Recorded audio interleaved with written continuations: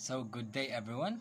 So my part of this report is all about strengths of traditional assessment, limitations of traditional assessment, and the guideline to promote validity and reliability in traditional assessment items. But in this guidelines, it has 5 factors. So namely, first is the matching items. Second one is fill in the blank items. The third one is multiple choice questions. And the fourth one is short answer questions. And the last is essay questions. So that's the 5 factors of guideline to promote validity and reliability in traditional assessment items. So now, let's begin in our discussion. So first, let us talk about the strengths of traditional assessment. So what is strengths of traditional assessment? So strengths of traditional assessment have 3 factors. So the 3 factors are: first is reliable, second is valid, and the third one is efficient.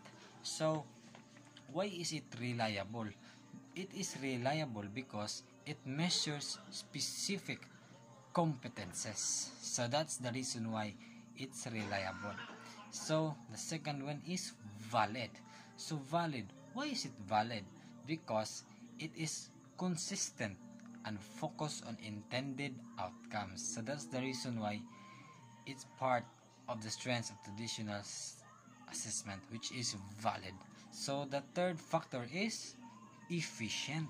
So efficient. Why efficient? So it's efficient because it's easy to administer and grade. So that's the reason why it's one of the strengths of traditional assessments. So let's repeat: the 3 factors of strengths of traditional assessments are reliable, valid, and last is efficient. So that's the 3 factors of strengths of traditional assessment. So now let's move on to the next discussion, which is the limitations of traditional assessment. So traditional assessment have a limitations, and it has 3 factors also. So the first factor is individualistic, second is competitive, the third one is limited scope. So why is it individualistic? So it is individualistic because it discourages collaboration. That's why it has the limitation traditional assessment, because it don't promote collaboration with their peers and their group mates. So the second one is competitive. It is very competitive because may foster unhealthy competition where the students will compete to each other, who will do their best to perform their specific task. So that's why it's very competitive. So the third one is the limited scope. So why is it limited scope? It is limited scope because it doesn't promote 21st century skills. Yes, that's why limited scope is one of the limitations of traditional assessment. So what are the 3 factors again of limitations of traditional assessment? First is individualistic, second is competitive, and the last one is the limited scope. Okay, now that we're done in the strengths and limitations of traditional assessment, let's move on to the guidelines to promote validity and reliability in traditional assessment items. So for this, it have 5 factors also. So the first one is the matching items. Second one is the fill in the blanks. Third is multiple questions. And number 4 is short answer question. And last is the essay questions. So now let's tackle first about the matching items. So in matching items, it has like a table, 2 table. So let's begin first. So in the left side, it says here, directions refer to specific headings and address extra response. While in the right side, it is right column answers, listed alphabetical or numerical order. So, now the second part. In the left side, specify point value for each response. And the right part is right column contains one more item than the left. So, in the third bullet, only one accurate response to the question. And while on the right side, it has the elements in each column are homogeneous. Okay, so in the fourth bullet, items clearly indicate the desired response. So that in the left side, so let's move to the right side, each column has at least 7 elements. So it's a 7 elements and neither has more than 10 elements. So there is a difference. So the last bullet, which is the fifth bullet, in the left side, it has answers that are placed on a specified location with no lines. While in the right side, items strongly aligns with learning targets. So we can see that there is a difference. Like in the left side, there are no specified location, while the other side, which is the right side, it has strong aligns to its learning targets. So we can say that there is a huge difference between the matching types. Okay. So now that we understand the matching types, let's move on to the next factor, which is the fill in the blank items. So as we all know, we have experienced this thing that we're filling the blanks in answering. So in filling the blanks, it have 3 bullets. So first, in the left side, point value is specified for each blank, while in the right side, missing information is limited to 1 or 2 words. So there is a difference because in the left side, point value is specified, where in the right side, there is a missing information. So there is a huge difference. So in the second bullet, item clearly indicates the desired response. So that's the left side.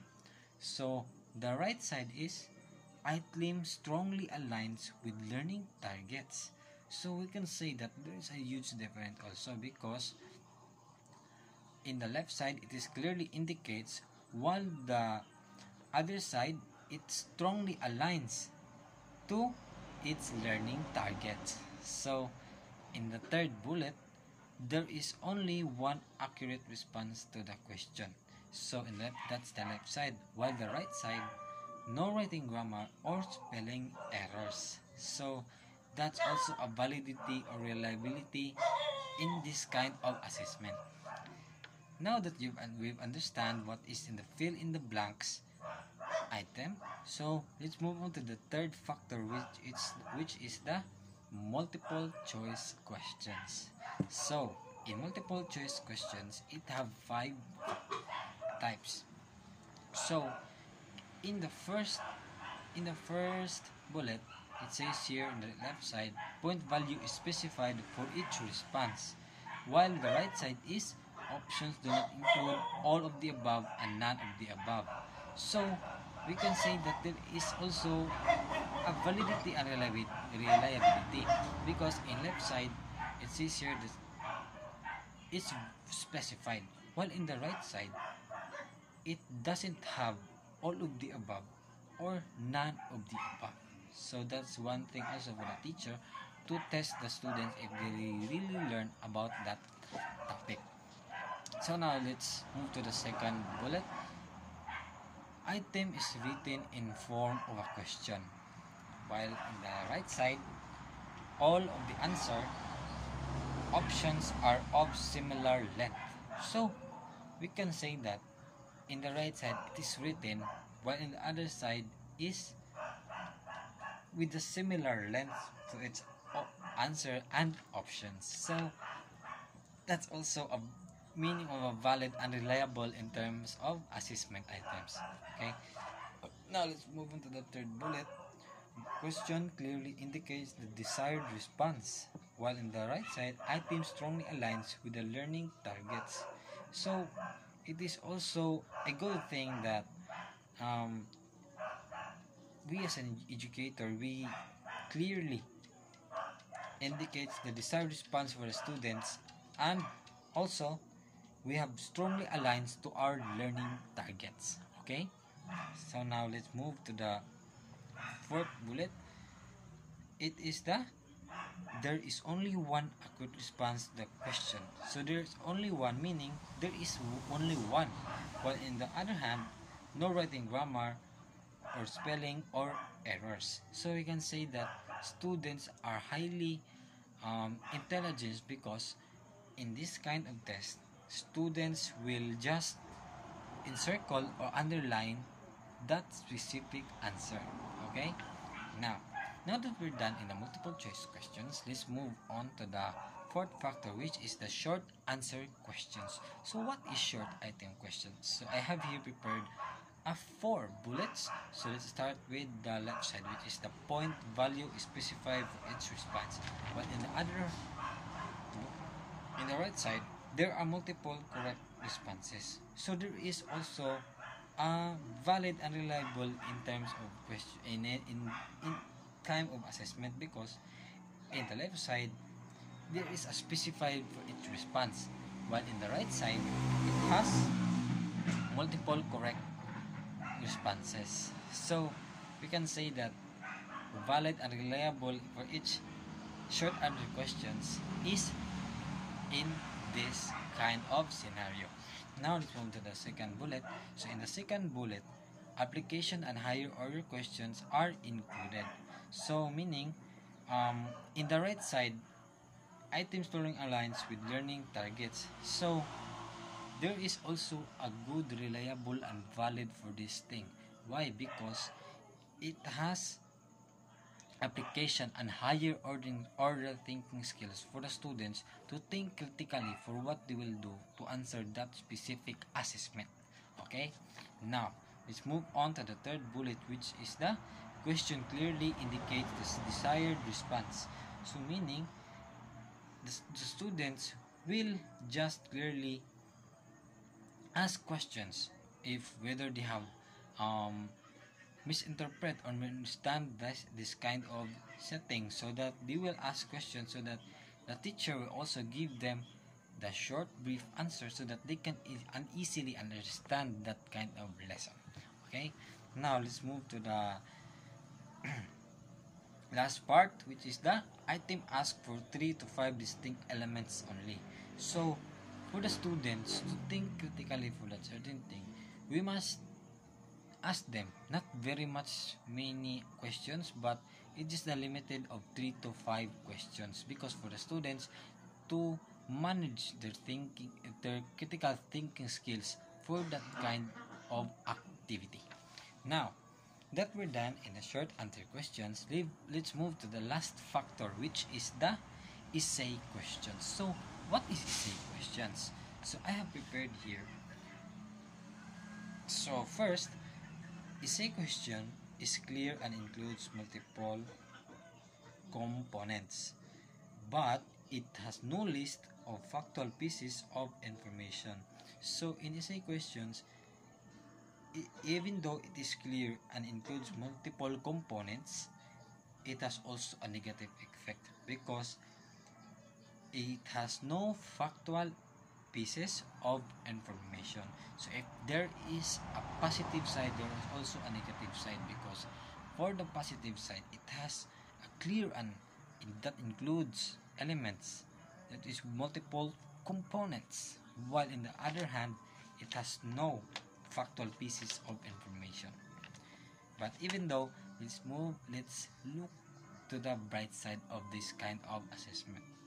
So next is the rubric is used and point value is specified for each component. On the other hand, items learning aligns with learning targets. So the both of them have a very good kind of assessment.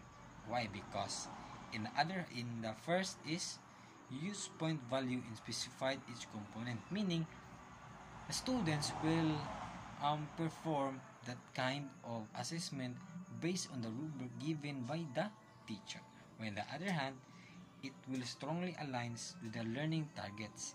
So if the teacher aligned to the learning targets, well, the students will focus more on that given task by that teacher.